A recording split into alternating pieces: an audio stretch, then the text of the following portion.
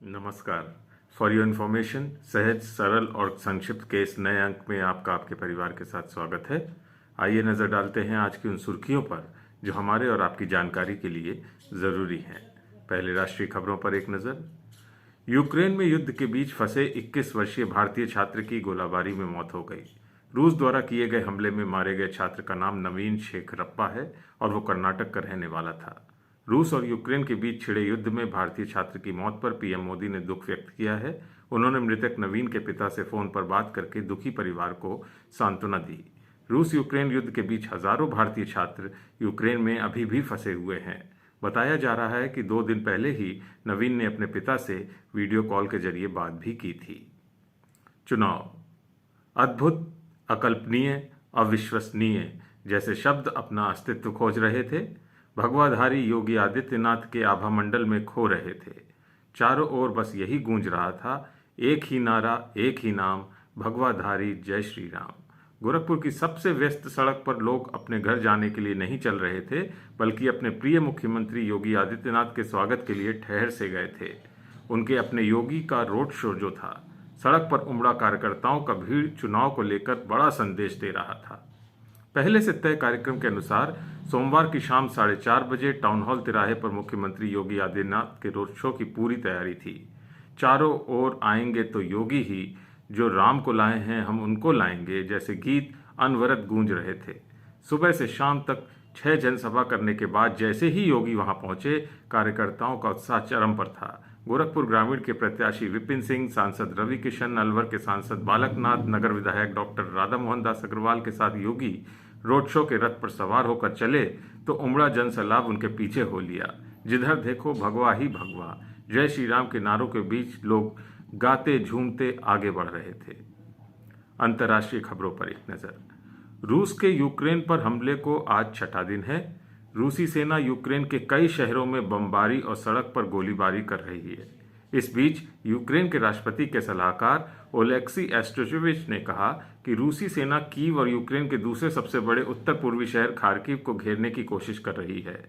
उन्होंने कहा कि रूसी सैनिकों ने कीव, खार्किव और दक्षिणी बंदरगाह शहर मारियुपोल में रात भर बमबारी की। इसके जवाब में यूक्रेनी सेना ने राजधानी के आसपास रूसी सैन्य विमानों को गिराया भी। उन्होंने ये भी बताया कि मौजूदा स्थिति नियंत्रण में भी है। उधर यूक्रेन पर जारी हमलों के बीच कीव को पश्चिम देशों से खुलकर सहायता मिल रही है। इंटरनेट मीडिया प्लेटफॉर्म पर भी राष्ट्रपति व्लादिमीर जेलेंस्की को सहानुभूति मिल रही है। इस बीच यूक्रेन के राष्ट्रपति व्लादिमीर जेलेंस्की ने यूरोपीय संसद में अपने संबोधन के बाद एक स्टैंडिंग ओवेशन प्राप्त किया। उन्होंने कहा कि हम अपनी भूमि और अपनी स्वतंत्रता के लिए लड़ रहे हैं। इस तथ्य के बावजूद भी हमारे सभी शहर अभी अवरुद्ध हैं। कोई भी हमें तोड़ने वाला नहीं है। हम मजबूत हैं क्योंकि हम यूक्रेनियन हैं। जेलेंस्की ने वीडियो लिंक के माध्यम से यूरोपीय संसद के एक आपातकालीन सत्र में कहा कि हम यूरोप के समान सदस्य बनने के लिए लड़ रहे हैं। ये साबित करें कि आप हमारे साथ हैं। साबित करें आप हमें जाने नहीं देंगे।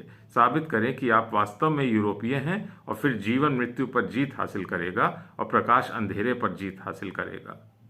भावुक भाषण के बाद यूरोपीय यूनियन के सांसदों, जिनमें से कई ने यूक्रेन के झंडे वाली I stand with Ukraine T shirt पहन रखी थी, अन्य ने नीले और पीले स्कार्फ या रिबन के साथ जेलेंस्की को स्टैंडिंग ओवेशन भी दिया।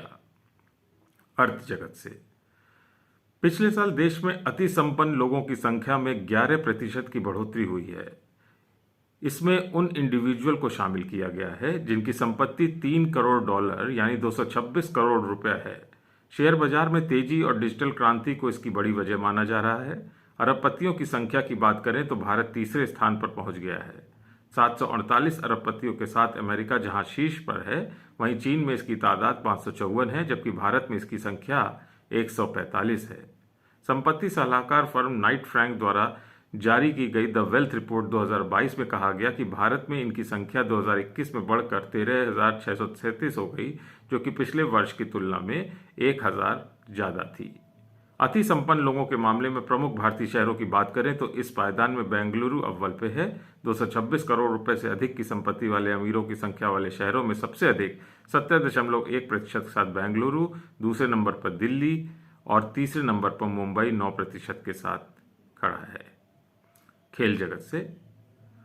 मॉस्को वुशु स्टार्स प्रतियोगिता में भाग लेकर स्वर्ण पदक जीतने वाली जम्मू कश्मीर की बेटी सादिया तारिक का नई दिल्ली स्थित आईजी इंटरनेशनल एयरपोर्ट पहुंचने पर भव्य स्वागत किया गया।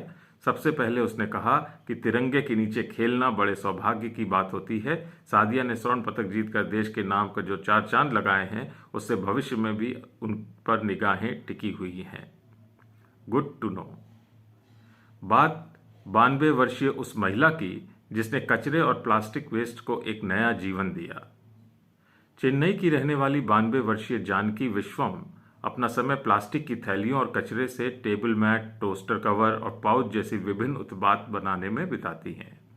जानकी विश्वम चेन्नई में स्थित 92 वर्षीय उत्साही शिल्पकार हैं। उनके 72 वर्षीय बेटे रामकृष्ण आरवी उन्हें एक कलात्मक व्यक्ति के रूप में वर्णित करते हैं और कहते हैं कि जब तक उन्हें याद है कि वह हमेशा अपनी कलाकृति के साथ निपटी रहती हैं। जानकी बेकार प्लास्टिक और कचरे से दैनिक उपयोग के लिए सुंदर उत्पाद बनाती हैं। Table mat, luggage tag, toaster cover, carry bag और यहाँ तक कि पैसे ले जाने और लेटर रखने के लिए छोटे पाउच भी। वह ये सब मौद्रिक लाभ नहीं बल्कि व्यस्त रहने के एकमात्र उद्देश्य से करती हैं। अम्मा के पास जो धैर्य है वह अविश्वसनीय है। वह गोद है जो हमें एक साथ रखती है। 92 साल की उम्र में जब हमें उसकी देखभाल करनी चाहिए तब भी वह संभालती हैं और अभी भी घर चलाने की प्रभारी हैं। राजा कहते हैं, जानकी एक निडर स्वतंत्र महिला है और परिवार में युवा पीढ़ी के लिए एक प्रेरणा स्रोत भी है। 2019 में जब तमिलनाडु ने राज्य में प्लास्टिक पर प्रतिबंध लगा दिया तो जानकी ने घर पर मौजूदा प्लास्टिक कचरे को रिसाइकिल करने के तरीकों के बारे में सोचना शुरू कर दिया। यही वह समय था जब उन्होंने विभिन्न उत्पादनों के साथ प्रयोग करना शुरू किया। उन्होंने YouTube पर देखकर बहुत कुछ जानकारी सीखी। वो कहती हैं कि फ़ोन का उपयोग करने और YouTube पे नेगेटिव चीज़ें देखने से कहीं अच्छा है कि अपने उम्मीद और अपने शौक की चीज़ों को देखना। जानकी का मंत्र जिसने उन्हें मानसिक रूप से चुस्त रहने की मदद की और व्यस्त रहना भी सिखाया। ऐसे समय होते हैं जब हमारे पास घर में प्लास्टिक नहीं होता है, इसलिए हम उसकी तलाश में जाते हैं। क्योंकि प्लास्टिक के कवर अब मुश्किल से मिलते हैं और जब वे इसे पाती हैं तो वो सोचने लगती हैं कि उससे क्या बनाएंगी। आप और हम सबके लिए ये एक प्रेरणा स्रोत है। आज के लिए बस इतना ही। अपना और अपने परिवार की सेहत का बहुत ख्याल रखिएगा। शुभ रात्रि।